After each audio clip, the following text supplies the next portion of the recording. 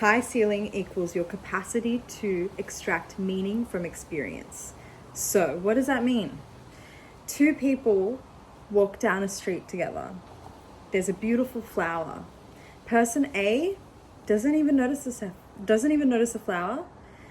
Maybe thinks like, oh, cute flower, I'll take an Instagram picture.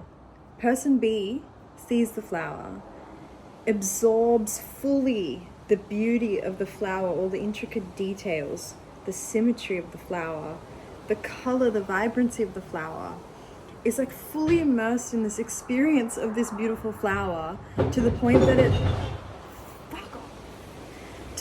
that it like throws them into this massive philosophical internal tangent on the meaning of life and how beautiful every moment is and yada yada yada.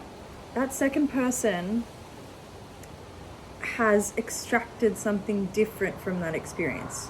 Or should I say, how is it that two people can have the same exact experience?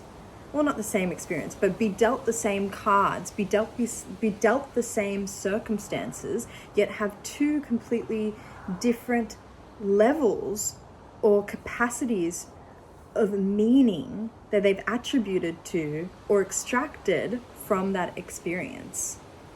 And it's because we're not all created equal in the way that we perceive. Our tendencies on how we extract are different. And how we extract and how much meaning we extract is what defines depth.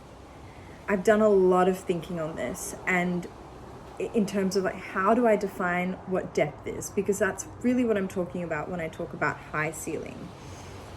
And depth is measured by how much meaning one can extract from any given thing. Intellectually, that could be like a concept or a theory, but experientially, that's a different thing that not a lot of people talk about, because I think the intellectual side of depth is kind of covered in society under the intelligence bracket, which is an issue for me, which we're going to come back to.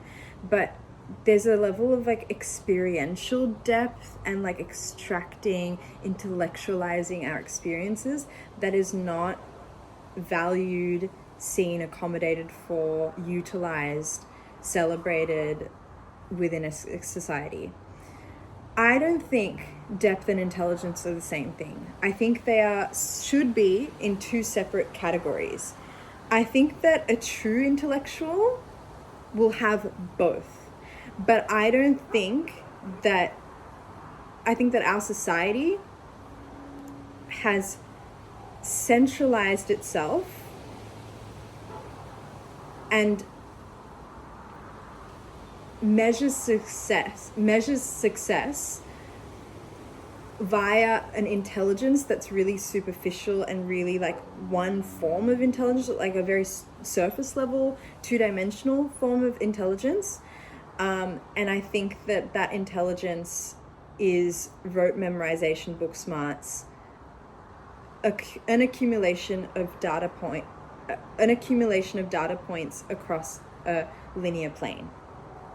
I think depth is a separate axis that we have not yet explored or we don't recognize as a thing.